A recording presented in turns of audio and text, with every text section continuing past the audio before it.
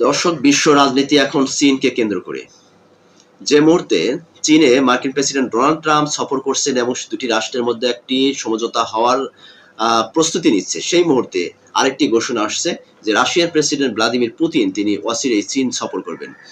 দেখুন, চিরপ্রতিদ্বন্দ্বী দেশ দুটি, যুক্তরাষ্ট্র এবং চীন, এদের ভিতরে বেশ উত্তেজনা আছে। বাণিজ্য ক্ষেত্রে, অর্থনীতি ক্ষেত্রে, সামরিক ক্ষেত্রে, সকল ক্ষেত্রে, যেখানে প্রশমনের করার জন্য দুটি রাষ্ট্র প্রধান একই সাথে একটা বৈঠক করছেন। সেই মুহূর্তে রাশিয়ার প্রেসিডেন্টের এই যে সফরকে কেন্দ্র করে বা সফরের ঘোষণাকে কেন্দ্র করে এখন বিশ্ব রাজনীতিতে ভিন্ন প্রশ্ন দেখা দিচ্ছে যে আসলে রাশিয়া কি চাচ্ছে। দেখুন, দুটি রাষ্ট্রের মধ্যে যখন একটি সমঝোতা হওয়ার মতন পরিস্থিতি তৈরি হয়েছে পরাশক্তির দুটি রাষ্ট্রের মধ্যে, ঠিক সেই সময় চীনের রাশিয়ার সফরকে কেন্দ্র করে অবশ্যই সেটা ব্যতিক্রম বা ভিন্ন রকম প্রশ্ন জায়গা দিতে পারে, স্বাভাবিক। কারণ এখানে সবচেয়ে মোস্ট যে বিষয়টি হচ্ছে যে চীনকে কেন্দ্র করে বিশ্ব শান্তি এখন অনেকটাই নির্ভর করছে। কারণ এই দুটি পরাশক্তি রাষ্ট্র যদি প্রতিপক্ষ হয়ে যা প্রতিদ্বন্দ্বিতায় জড়িয়ে পড়ে বা যে কোনো সংঘর্ষে জড়িয়ে পড়ে, তাহলে বিশ্ব রাজনীতি, অর্থনীতি সবকিছু ধ্বংস হয়ে যাবে। কিন্তু আমরা এটাও জানি যে চীনের সাথে রাশিয়ার সাথে বেশ গুরুত্বপূর্ণ সম্পর্ক আছে, তাদের সাথে সুসম্পর্ক আছে। এখন যুক্তরাষ্ট্রের সাথে চীন একটি সুসম্পর্ক গড়ার মুহূর্তেই রাশিয়ার প্রেসিডেন্টের এই সফরকে আপনারা কিভাবে দেখছেন আমি জানি না, তবে আমার মনে হচ্ছে যে এটা একটা রাজনৈতিক কৌশল। কারণ পুতিন হয়তো বুঝতে পারছে যে ট্রাম্পের সাথে হয়তো শি জিনপিং এর সাথে একটা চুক্তি হতে যাচ্ছে বা চুক্তি হওয়ার সম্ভাবনা আছে। সেই ক্ষেত্রে রাশিয়া তার দুর্বলতা প্রকাশ কখনই সে করবে না, সে সক্ষমতার সাথে এটা কৌশলী ভাবে সেও চাচ্ছে যে চীনের সাথে তার সম্পর্কটা আরো জোরালো হোক এবং আর একটা সুসম্পর্ক গড়ে ওঠে। কারণ ইতিমধ্যে দেখা যাচ্ছে যে যুক্তরাষ্ট্রের সাথে রাশিয়ার তাদের যে একটা সম্পর্ক, বেশ কিন্তু এখানে কিন্তু উত্তেজনা করে একটা সম্পর্ক তৈরি হয়েছে। ইভেন যে লাস্ট যে রাশিয়ার পক্ষ থেকে একটা ক্ষেপণাস্ত্র পরীক্ষা করা হয়েছে, যেটা যুক্তরাষ্ট্রকে সরাসরি একটা হুমকি স্বরূপ, যার গতি ছিল 35,000 কিলোমিটার, যেটা রাশিয়ার ভূমি থেকে সরাসরি যুক্তরাষ্ট্রের ভূমিতে আঘাত হানতে পারে। তার এই ক্ষেপণাস্ত্র পরীক্ষার মধ্য দিয়ে যুক্তরাষ্ট্রের সাথে রাশিয়ার কিন্তু সামরিক উত্তেজনা আরো বাড়িয়ে যাবে। আরো বাড়ানোর কারণে হয়তোবা এই বিষয়টিকে সামনে রেখেই হয়তো ট্রাম্প চীনের সফরে গিয়েছেন এবং ট্রাম্প চাচ্ছে যে চীনের সাথে একটা সুসম্পর্ক বাড়ানোর জন্য যেন রাশিয়া এক্সাইট হয়ে যায়, এরকম একটা পরিবেশ তৈরি করতে চাচ্ছে যুক্তরাষ্ট্রের প্রেসিডেন্ট ডোনাল্ড ট্রাম্প। কিন্তু সেটা চীনের প্রেসিডেন্ট অথবা রাশিয়ার প্রেসিডেন্ট ভ্লাদিমির পুতিন, এদের সম্পর্কের উপর নির্ভর করবে যে আসলে যুক্তরাষ্ট্রের যে প্রেসিডেন্টের যে তার যে টার্গেট, সে টার্গেটটা কতটুকু সফল হবে। তবে গতকালের আমাদের যে বৈঠক, যে রাশিয়া এবং চীন এবং যুক্তরাষ্ট্রের প্রেসিডেন্টের ভিতরে যে বৈঠক হয়েছে, সেই বৈঠকের মধ্যে দিয়ে বেশ কিছু পজিটিভ দিক চলে আসছে। সেখানে সবচেয়ে গুরুত্বপূর্ণ আলোচনার মধ্যে ছিল ইরান ইস্যু, তাইওয়ান ইস্যু এবং বাণিজ্যিক ইস্যু।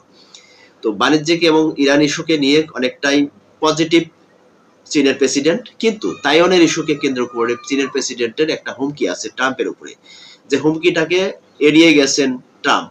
ট্রাম্প অত্যন্ত বন্ধুসুলভ আচরণ, বন্ধুসুলভ বক্তব্য তিনি দিয়ে গেছেন। তার বক্তব্যের মধ্যে তিনি বলেছেন এই যাবৎকাল যেগুলো সম্পর্ক ছিল তার সাথে অনেক ভালো সম্পর্ক যুক্তরাষ্ট্র এবং চীনের মধ্যে। আমরা আগামীতে এই সম্পর্কে আরো উন্নয়ন করার চেষ্টা করব, উন্নতি করার চেষ্টা করব। এবং অবশ্যই শি জিনপিং একজন সম্মানিত ব্যক্তি, মহান ব্যক্তি, তিনি তার সাথে সম্পর্ক রাখা আমি সম্মানিত বোধ করছি, তার সাথে বন্ধুত্ব সম্পর্ক সম্মানিত বোধ করছি। এটা ট্রাম্পের ছিল প্রশংসিত একটা বক্তব্য। কিন্তু শি জিনপিং ও কম যায় না, তিনিও বলছেন, ট্রাম্পকে প্রশংসা করছেন, কিন্তু সাথে সাথে একটা হুমকিও দিয়েছেন যে তাইওয়ানের ইস্যুকে কেন্দ্র করে যদি যুক্তরাষ্ট্র বা তাইওয়ানকে সামলানো না যেতে পারে, তাহলে সেই ক্ষেত্রে যুক্তরাষ্ট্রের সাথে চীনের সাথে একটা সংঘাত হতে পারে বা সংঘর্ষে জড়িয়ে যেতে পারে। এই যে একটা হুমকি, এই হুমকিকে কিন্তু ট্রাম্প অত্যন্ত সুকৌশলে এড়িয়ে গেছেন। ট্রাম্প চাচ্ছে এই মুহূর্তে চীনের সাথে কোনো ধরনের সংঘর্ষে না জড়িয়ে তার সাথে একটা বাণিজ্যিক সম্পর্ক করা, সামরিক একটা সম্পর্ক তৈরি করা, যেন শান্তির ভিতর দিয়ে তারা দুই প্রতিদ্বন্দ্বী, চির প্রতিদ্বন্দ্বী দুটি রাষ্ট্র যেন এগিয়ে যেতে পারে এবং অন্যান্য রাষ্ট্রকে এই সম্পর্কের মধ্যে দিয়ে তাদেরকে একটা সাইড করে রেখে তাদেরকে কোনোভাবেই শাস্তি দেওয়া যায় কিনা, সেটাও কিন্তু ট্রাম্পের টার্গেট আছে।